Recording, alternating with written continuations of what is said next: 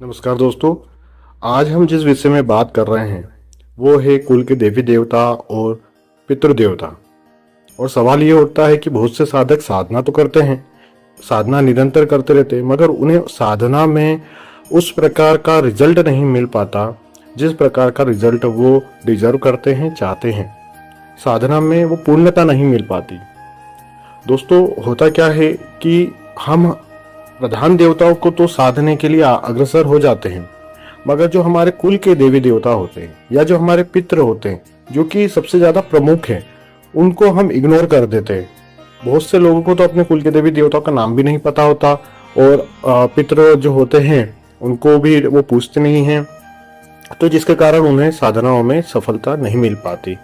अब बहुत से लोगों का सवाल होता है कि अभी तो हमारे सभी लोग जीवित हैं, तो हमको पितरों की पूजा करने की आवश्यकता क्या है। तो दोस्तों, पितृदोष जो होता है वो 7 पीढ़ी का चलता है। इस बात का भी आप ध्यान रहे। कुंडली में क्या होता है, एक तो होता है पितृदोष, कुंडली के अंदर ही रहता है, मगर वो पितृदोष पूर्व जन्म से सिंचित किया हुआ आता है। और एक पितृदोष होता है जो हम क्रियामान, मतलब जो अभी प्रेजेंट में जो चल रहा है उससे संबंधित जो पितृदोष हो जाता है, वो पितृदोष हमारा इस जन्म का होता है, जो कि 7 पीढ़ी का होता है। अच्छा, इसमें भी एक बड़ा विषय ये आता है कि ज्ञात पितरों को तो हम श्राद्ध वगैरह कर देते हैं, मगर जो अज्ञात पितृ होते हैं, अज्ञात पितृ जो कि गर्भ में 6 महीने से लेके या 3 महीने के बाद प्राण आ जाने के बाद जिन्होंने प्राण त्याग दिया हो, वो भी पितृ में आते हैं, मगर उनका कोई नाम तो होता नहीं है और उनके निमित्त कुछ करते नहीं है, तो वो उसका भी एक दोष कहीं ना कहीं हमारे ऊपर बन जाता है। तो उसको भी कैसे करते हैं वो भी मैं आपको, कभी आप मुझसे संपर्क करेंगे तो मैं आपको बताऊंगा कि अज्ञात पितरों के लिए क्या करना चाहिए और नियमित में भी ज्ञात अज्ञात पितरों के निमित्त क्या करना चाहिए। क्योंकि जब तक पितरों की कृपा नहीं होगी तो घर में सुख शांति समृद्धि कभी नहीं आती। कुल के देवी देवताओं की जब तक कृपा नहीं होगी, घर में सुख शांति समृद्धि नहीं आ पाएगी। और हम चाहे कितनी भी साधना कर लें, हमें आत्मसंतुष्टि जो होती है या जो एक बल होता है, वो बल हमें प्राप्त नहीं हो पाता जब तक कि कुल के देवी देवताओं की साधना या उनकी कृपा प्राप्ति हम प्राप्त नहीं कर लेते। तो सवाल ये भी होता है कि इनको प्रसन्न करने के लिए क्या करें। तो प्रसन्न करने की बहुत छोटी छोटी विधियां भी है और साधना भी है। मेरा तो यही मत है कि एक बार साधना कर ली जाए, कोई ज्यादा बड़ी साधना इनकी होती नहीं है। अगर आप इनकी साधना एक बार कर लें, कुल के देवी का कर लें पहले, उसके बाद कुल के देवता की कर लें और उसके बाद पितृ देवता की कर लें, तो इन सभी की साधना करने के बाद उसके बाद जो छोटे छोटे जो उनके निमित्त निरंतर जो क्रिया होती है, कर्म होता है, वो कर्म आपको करते रहना चाहिए। अगर आप इस बारे में जानना चाहते हैं कि किस प्रकार इनकी साधना है और नियमित में इनके लिए क्या कर्म करना चाहिए, तो निश्चित रूप से आप मुझसे संपर्क कर सकते हो। मैं आपको इसके बारे में पूरी जानकारी दूंगा और निश्चित रूप से आपको सफलता मिलेगी और आप देखेंगे कि उत्तरोत्तर, मतलब धीरे धीरे आपकी प्रगति आपको निश्चित रूप से दिखेगी।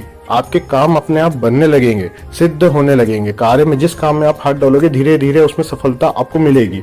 क्योंकि साधना कोई ऐसा चमत्कार नहीं कि आपने आज साधना करी और कल ही आपको उसका रिजल्ट प्राप्त हो जाएगा।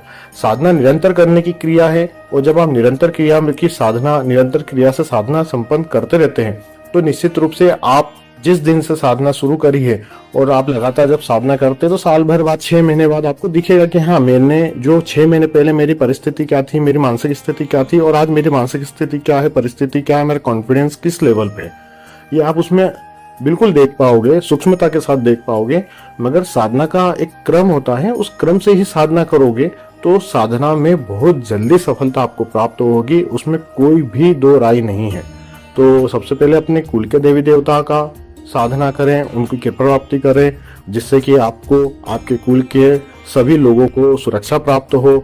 दूसरी, उसके बाद पितृ देवता की साधना करें, जिससे कि वो भी आपकी निरंतर सुरक्षा कर सके। कोई आप पे तंत्र करता है तो यही कुल के देवी देवता, पितृ देवता आपकी रक्षा करने के लिए खड़े हो जाते हैं, आपके घर में तंत्र को प्रवेश नहीं करने देते किसी भी प्रकार के, और आपकी रक्षा करते हैं। यदि आप अपने कुल के देवी देवताओं को प्रसन्न नहीं करते, तो कोई भी छोटा सा भी तंत्र कर देगा ना, तो आपके परिवार पे आराम से लग जाएगा और उससे आप पीड़ित हो जाएंगे।